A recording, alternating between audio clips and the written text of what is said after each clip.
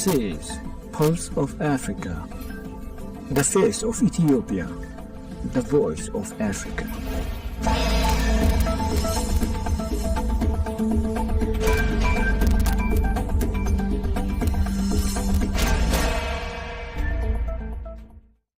Hello viewers, you're watching Pulse of Africa. I'm Samia Mohammed for the main news. First, our top stories for today. First, to the significant breakthrough in Africa. President Tinubu says worst is over and urges unity and optimism.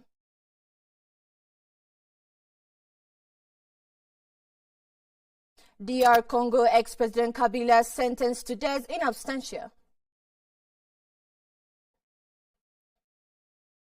South Africa records large FDI outflows in second quarter of 2025.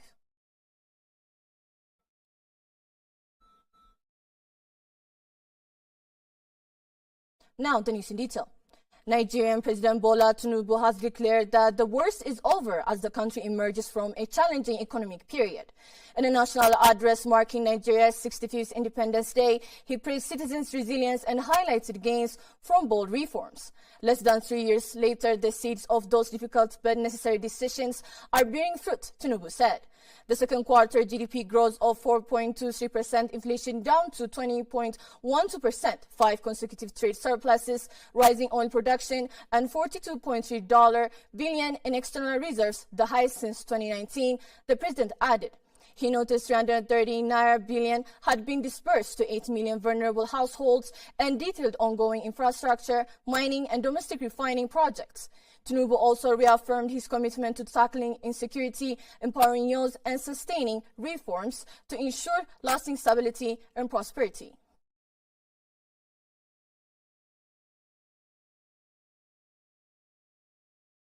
The African Energy Week 2025 conference opened in Cape Town with calls to fast-track oil, gas, and clean energy development across Africa.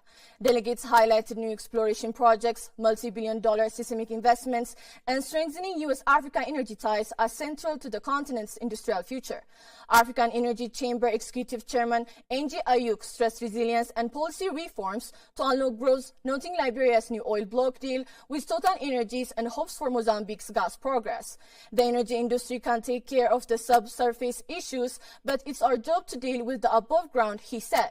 U.S. Senator Ted Cruz pledged Washington's backing for Africa's energy ambitions, positioning the United States as a committed partner in exploration, production, and infrastructure.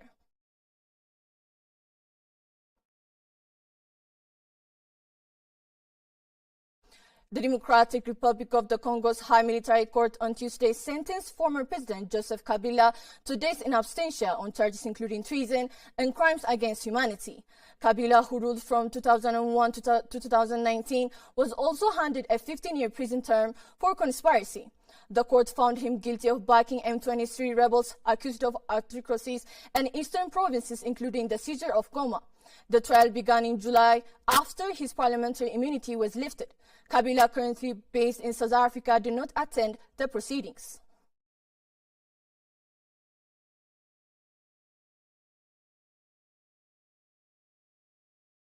Sudan's irrigation ministry on Tuesday warned of rising water levels along the Nile River, urging citizens to take flood precautions.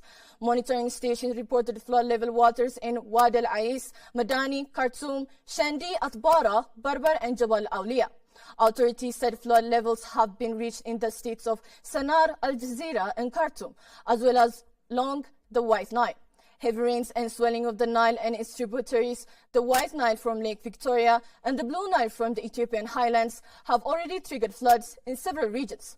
Government figures showed that more than 125,000 people have been affected by rains and flooding since June 30.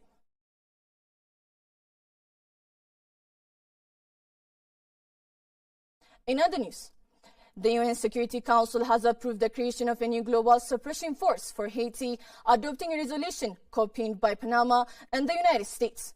The measure passed with 12 votes in favor, while China, Pakistan, and Russia abstained. The GCF, with an initial 12-month mandate and 5,550 personnel, will work alongside the Haitian National Police and armed forces. Its missions include targeting gangs through intelligence-led operations, protecting key infrastructure, securing humanitarian access, and safeguarding vulnerable groups. It will also support reintegration of former fighters and strengthen state institutions. The force replaces the multinational security support mission authorized in October 2023.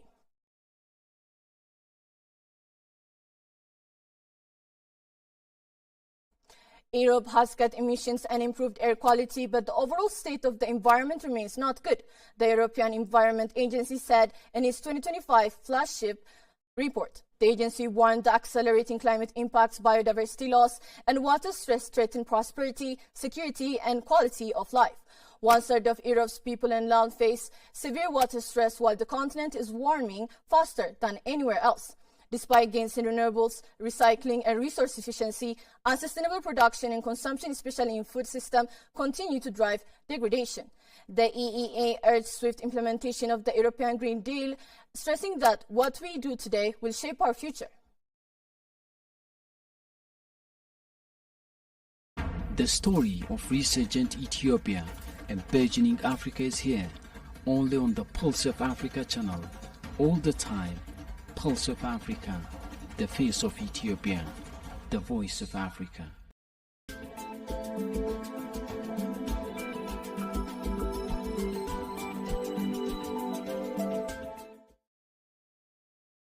Now to business news.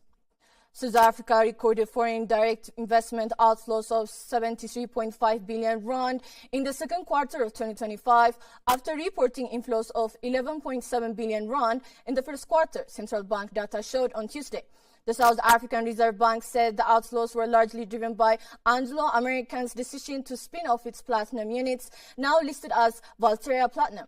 Portfolio investments, meanwhile, swung from outflows of 53.7 billion rand in the first quarter to inflows of 69.4 billion rand in April to June, boosted by the distribution of Valterra Platinum shares to Anglo's non-resident shareholders. Anglo American has been divesting non-core assets following last year's fair takeover bid by mining giant BHP, with the group now prioritizing copper and iron ore operations.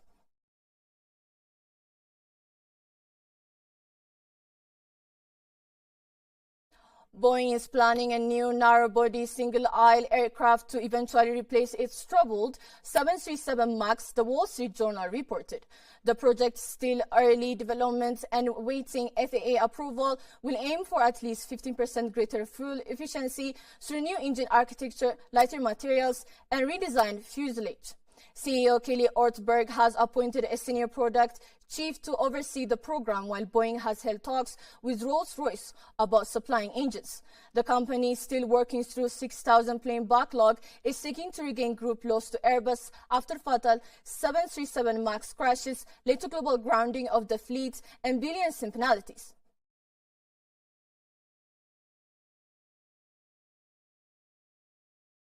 Before concluding, let us provide you with the latest updates on global commodities prices.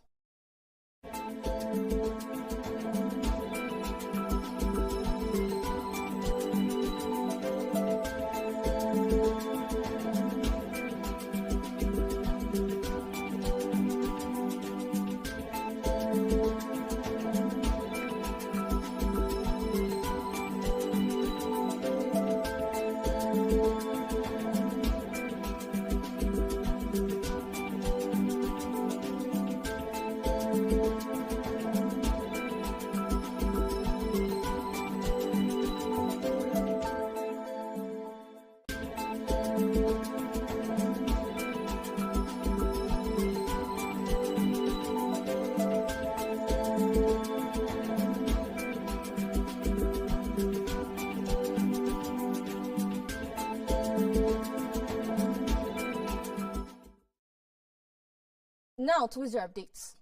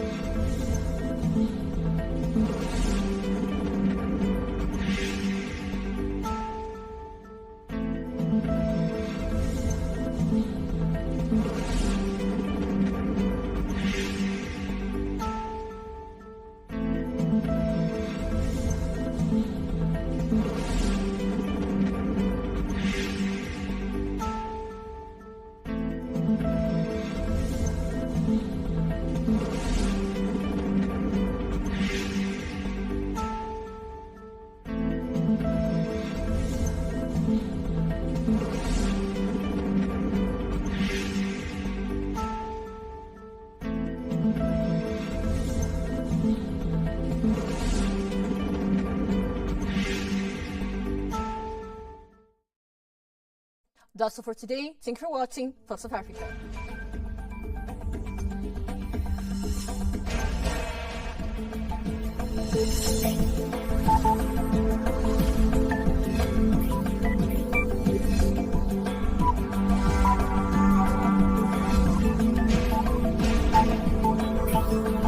This is Pulse of Africa, the face of Ethiopia, the voice of Africa.